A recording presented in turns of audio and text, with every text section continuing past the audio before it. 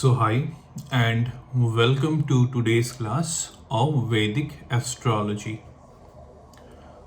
Today we will be learning about a yog, or you can say it's basically a dosh, and it is known as Paap Kartari Dosh. Some say it is Paap Kartari Yog, and some people use the phrase Paap Kartari Dosh. Now you have to understand, if Paap Kartari Yog or Paap Kartari Dosh is occurring in a particular horoscope, that is in a particular Lagna chart, then it is not considered auspicious for that particular Lagna chart. Means whenever this formation of Paap Kartari Yog or Paap Kartari Dosh is occurring, whatever planet gets affected because of this particular formation, this particular yog or dosh, it is not considered auspicious for those planets. And if a planet falls in the category of Paap Kartari Yog, or if a planet gets affected by Paap Kartari Yog or Paap Kartari Dosh, then that planet will give inauspicious effects. That planet will become Maraka for that particular Lagna chart. Now let's understand how Paap Kartari Dosh or Paap Kartari Yog is formed.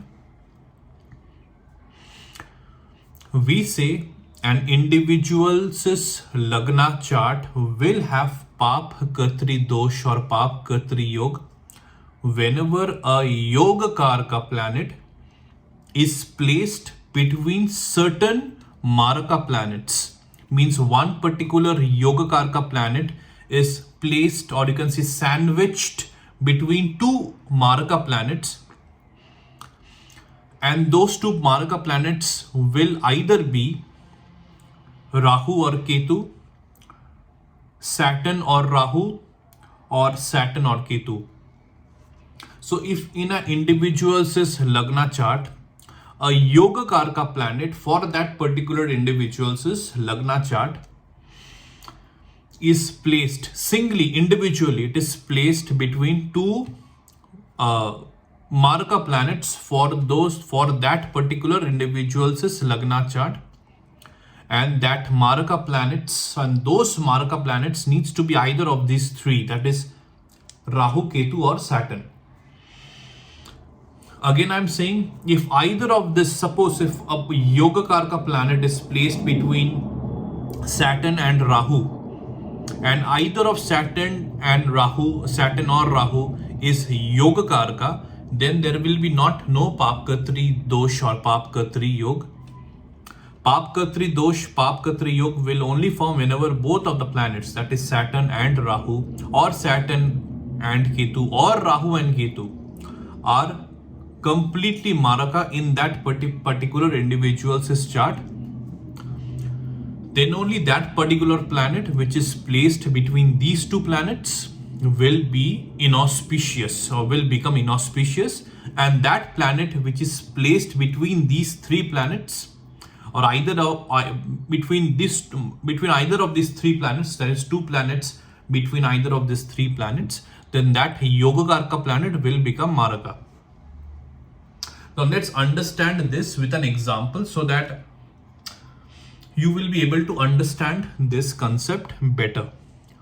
So theoretically, I have made you understood how Paap Kartari Dosh or Paap Kartari Yog forms in a particular Lagna chart.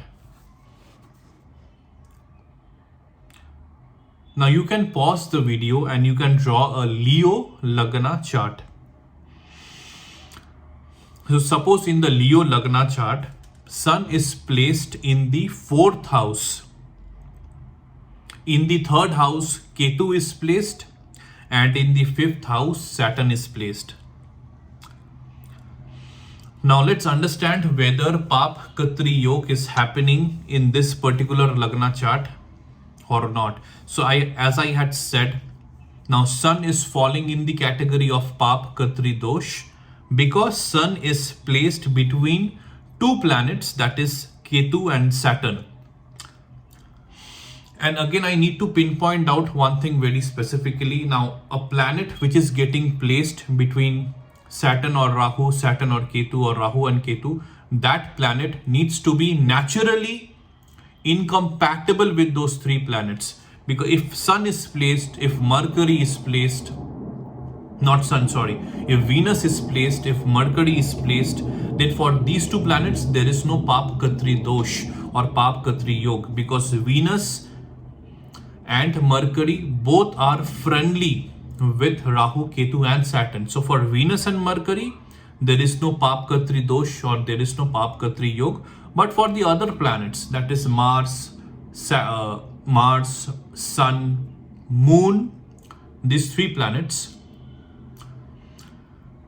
and Jupiter, there is this possibility that if either of one of these planets is getting placed between Saturn and Rahu, or Saturn and Ketu, or Rahu and Ketu, there might be a Paap Kartari Yog that you need to check. So let's come back to the Leo Lagna chart. Here Sun is an enemy of Ketu and Saturn, and Sun is getting placed between Ketu and Saturn, because Ketu is placed in the 3rd house, Sun is placed in the 4th house, Saturn is placed in the 9th house. So Sun falls in the category of Paap Kartari Dosh or Paap Kartari Yog. But let's check whether a Paap Kartari Dosh or Paap Kartari Yog is properly forming or not. So as you can see here, Saturn is Maraka for this particular Lagna chart, because the Lord of the 7th house is an enemy of the Lagnesh. So this concept, I think you have definitely understood completely and accurately if you have watched all of my previous Vedic astrological classes in detail. So Saturn is a Maraka. So one condition is getting fulfilled. Second condition that is getting fulfilled is, yes, Sun is an enemy of Ketu and Saturn. So the second condition is also getting fulfilled. Now let's check whether Ketu is Yogakarka or Maraka for this particular Lagna chart. So Ketu is placed in its friendly sign, that is the sign of Libra. So Ketu here is Yogakarka. So here there is no Paap Kartari Dosh, even though Sun is placed between Saturn and Ketu, but Ketu is Yogakarka, even though Saturn is Maraka in this particular Lagna chart. But as Ketu is Yogakarka, so there is no Paap Kartari Dosh happening in this particular Lagna chart in this example. Now let's look at one more Lagna chart. You can draw the same Lagna chart, Leo Lagna chart.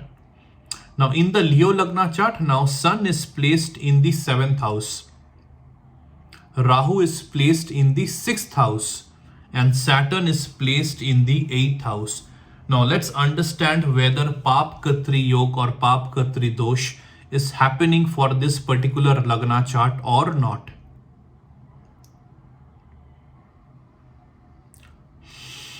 So one condition is getting fulfilled, that is Sun is getting placed between two planets, that is Rahu and Saturn, and Sun is an enemy or is incompatible with both Rahu and Saturn. Second condition that is getting fulfilled is Rahu here will act as Maraka, because Rahu's placement is in a bad house. So even though Rahu is placed in its friendly sign, that is the sign of Capricorn, ruled by Saturn, but as Rahu is placed in a bad house, so Rahu will be considered as Maraka for this particular Lagna chart in this particular example. Now let's check. So second condition is also getting met.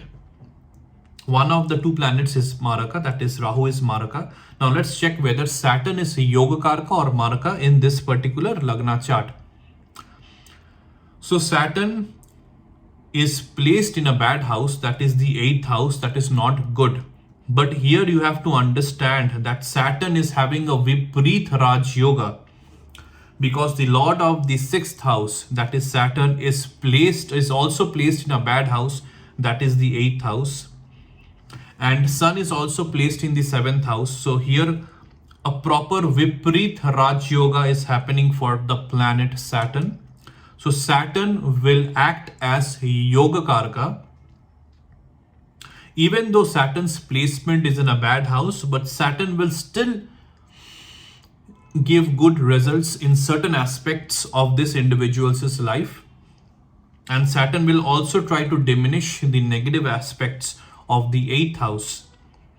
So Saturn will act as a Yoga Karka planet. So one of the two planets, that is Rahu and Saturn, here Saturn is Yoga Karka. So the Paap Kartari Dosh or the Paap Kartari Yoga is not happening. So you have understood this particular example, I believe. All right. So in this particular Lagna chart, in this particular example, Sun is not having the Paap Kartari Dosh or Paap Kartari Yoga. The reason being, Saturn is Yoga Karka. Even though Rahu is Maraka, Saturn has a Vipreet Raj Yoga. Let's look at one more example Lagna chart. You can draw the same Lagna chart. That is the Leo Lagna chart. Now here, let's take an example. Sun is placed in the ninth house. So you have understood that whatever examples I had taken previously, all right, the previous examples, the previous two Lagna charts, Sun being the Lagnesh, and in the first example, Sun was placed in the Kendra house, fourth house, and in the second example also, Sun was placed in the Kendra house, that is the seventh house. So in both the examples, Sun was Yoga Karka. So in this particular example Lagna chart, Sun is placed in the ninth house as a Yoga Karka planet. Saturn is placed in the 10th house and Rahu is placed in the 8th house. Now let's understand whether Paap Kartari Dosh or Paap Kartari Yoga is happening for this particular Lagna chart example or not. So Saturn is completely Yoga Karka, and Saturn is also, Sun is completely Yoga Karka, and Sun is also placed in a Trikona house, that is very great. And Sun is also exalted, being placed in the Trikona house. So here Sun will definitely be a Yoga Karka planet, and Sun is getting placed, being a Yoga Karka planet, Sun is getting placed between two enemy planets, that is Saturn and Rahu. Again, I am repeating, Paap Kartari Yoga or Paap Kartari Dosh will only happen when a Yoga Karka planet is placed between two of these three planets, that is Saturn, Rahu and Ketu. Either Saturn or Rahu, or Saturn and Ketu, or Rahu and Ketu. Alright, only these three planets are involved, or these three planets are the main contributing planets for a Paap Kartari Dosh or Yoga to form or not to form. So these three planets needs to be understood, and definitely a Yoga Karka planet needs to be placed between between these three planets, two of these three planets, and that Yoga Karka planet needs to be an enemy of these three planets, needs to be incompatible with these three planets. So I think you have understood this very, very essential point about Paap Kartari Yoga or Paap Kartari Dosh. So let's come back to this particular example Lagna chart. So Sun is getting placed between two planets, that is Saturn and Rahu, and both Saturn and Rahu are incompatible with Sun. So here in this particular situation, yes, one condition is getting met. A Yoga Karka planet is getting placed between Saturn and Rahu. Let's check the second condition. Here's Rahu is Maraka, because Rahu is placed in its enemy sign, that is the sign of Pisces. It's incompatible sign, and Rahu is also placed in a bad house, that is the 8th house. So Rahu is completely Maraka in this particular Lagna chart. So second condition is also met. Let's check the third condition. Let's check whether Saturn is Yogakarka or Maraka. Now Saturn is Maraka because again Saturn is a Markesh, an inauspicious planet, a Maraka for this particular Lagna chart. So here the third condition is also getting met. So a Yogakarka sun is getting placed between two Maraka planets, that is Saturn and Rahu. Rahu is also Maraka for this particular example Lagna chart. And Saturn is also Maraka in this particular example Lagna chart. So here there is a Paap Kartari Dosh, Paap Kartari Yog forming, a proper Paap Kartari Dosh or a Paap Kartari Yog forming.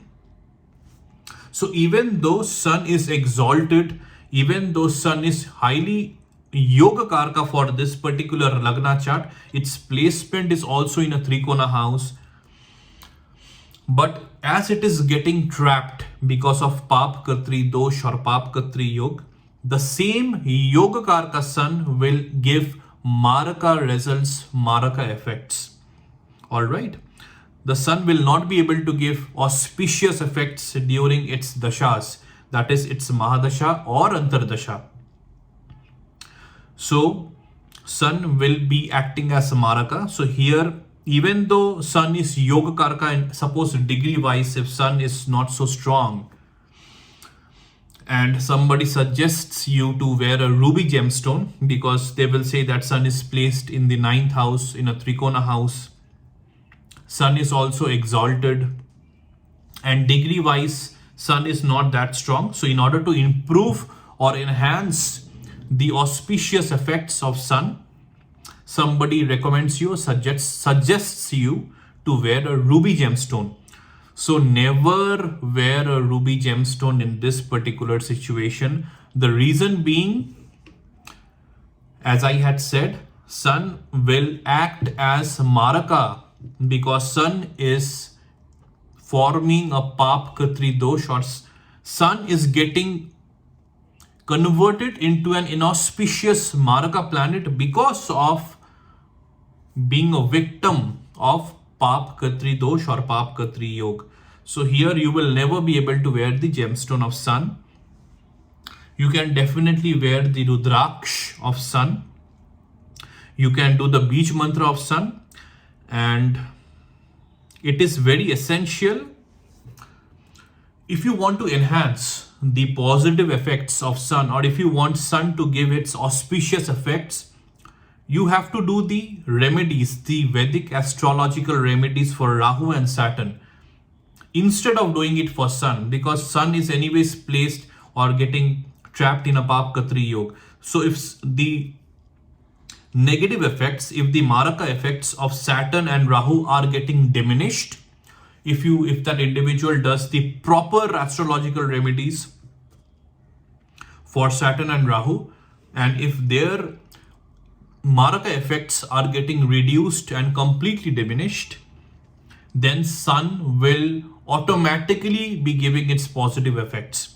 Even if you don't do any remedies for Sun, if you do the remedies for Saturn and Rahu in this particular situation, proper remedies, then if Saturn and Rahu will improve in its behavior, will improve in its effects, will start giving auspicious effects, then Sun will also start giving auspicious effects. Sun is only bound to give negative effects only because it is getting trapped because of this Paap Kartari Yog, because it is getting trapped between two Maraka planets, Saturn and Rahu. So this is also how you need to understand in order to properly analyze, properly interpret why certain planets are not able to give good effects, even though if they are Yogakarka. So certain situations, certain formations, because if it happens in a particular Lagna chart, then you have understood through these examples that a Yogakarka planet also gets converted into a Maraka planet. Not because of its own fault, but because two planets are creating a very inauspicious yoke around it or involving it. So few points you also have to understand. One particular point, I think I had discussed most of the points. One particular point is, suppose in the same example, in the previous example, if both Saturn and Rahu or either of these two planets, Saturn or Rahu, is degree wise powerless, means either Saturn or Rahu is having degrees of 0, 1, 2, 28 or 29. If Saturn or Rahu either has any of these 5 degrees, then it will be understood that whichever planet has either of these 5 degrees, that is whether it is Saturn or Rahu, if they have it, degree wise, intensity wise, they will be quite powerless. So even a particular Maraka planet is powerless, that is always a blessing. Because if a Maraka planet has weak degrees, then that Maraka planet for that particular individual's Lagna chart will not be able to give negative effects because it doesn't have power. All right. So under such situation also, Paap Kartari Dosh or Paap Kartari Yoga doesn't properly form. All right. So the negative effects of Paap Kartari Dosh or Paap Kartari Yoga will not be seen and will not be visible. So if this happens in this particular example Lagna chart, suppose if Saturn is having either of these 5 degrees, then Sun will continue to give its Yoga Karaka auspicious effects, because then Paap Kartari Yoga is not forming, because even though Saturn is definitely Yoga Karaka, but degree wise Saturn is quite powerless. So Saturn is not able to harm this particular Lagna chart. So this is how you have to understand. So I think I have made you understand about the concept, about the topic of Paap Kartari Yoga, Paap Kartari Dosh. I'm using both the terms because I want to be completely thorough in my classes. Whichever term you want to use, you can use, but you need to understand the nature of this particular yoga or dosh, whether it is a negative effect or whether this is a negative formation or a positive formation. This is the main thing that you have to understand. So I think I have given my complete efforts, and I 100% believe that if you have watched my video, this particular class, very accurately, very minutely, with full concentration and focus, you definitely have understood the concept of Paap Kartari Yoga or Paap Kartari Dosh. If in one particular watch you were not able to grab the concept 100%, then watch, no problem, that's very normal. So watch this particular class over and over again till the time you are completely thorough and you get this particular concept 100%. All right, so there is no confusion in it. And this is the reason why I always recommend, I always suggest to you viewers, whoever or is understanding and trying to learn Vedic astrology through my classes, is having a curiosity to understand the various topics and knowledge and contents of Vedic astrology, I definitely request and recommend them that it's very normal if you are not able to completely grab whatever I am saying in one particular watch, in one particular go. So it is very normal that you have to watch my videos over and over again, till the time you grab that particular concept completely. There is no more doubts, there is no more confusion. And this will only happen when you will be completely thorough with whatever I am saying. And then it will only happen, suppose if you want to understand my today's class in detail, it is a must that you should watch my previous classes first. Start with class 1, then go to class 2. All of a sudden, if you come to today's class and if you want to understand whatever I am saying completely, it definitely will not happen, because all the classes are interlinked. None of the classes are silo. All right. So if you want to be completely in tune, in line with whatever I am saying, if I am telling you to draw a Lagna chart, you will not be able to understand whatever I'm saying. You will be saying how to draw a Lagna chart. So this is the reason why I definitely tell you to watch my previous classes. In class 1, I have taught how to draw a Lagna chart. I have shown it very practically. This is how you have to draw the Lagna chart. What are the houses? What are the signs? What are the Rashis? So if you have not understood that class, how you will be able to understand the upcoming classes? So if you want to be very good and you want to have a proper and an accurate understanding about Vedic astrology, you have to watch all of my classes in detail. You have to watch my classes over and over again till the time you are absolutely confident about that particular topic. Till the time you have no confusion and no doubt for that particular topic. Till the time you know that yes, I have learned it and now I can implement my learning in my own practice. All right. And it is also very essential that you practice, because without practice, whatever you are learning, you will forget. All right. So again, you have to go back. Again, you need to rewatch it. So if you want to put that learning, earth that learning into your memory for a long term, or into your memory permanently, you have to keep on practicing. And the more you practice, the better you will get into, as you know, being a practitioner, a correct and an accurate and a proper practitioner of Vedic astrology. So it is very essential that you watch my videos. Again, I'm repeating over and over again. Don't feel demotivated that you are not able to understand my video at a single watch. That is perfectly normal. If you are completely new to the world of Vedic astrology, it's very absolutely understandable that you will not be able to understand whatever I'm saying, right? It's completely new to you. So you have to watch my classes from class 1. Don't come to a certain class and expect that you will be able to understand whatever I am saying. So again, I'm saying, if you want to grab today's video, you have to be completely thorough with my previous classes. Then only you will be able to understand whatever I am saying, so that you will be completely, as I said, in tune with my words, and then only you will be able to grab today's concept 100%.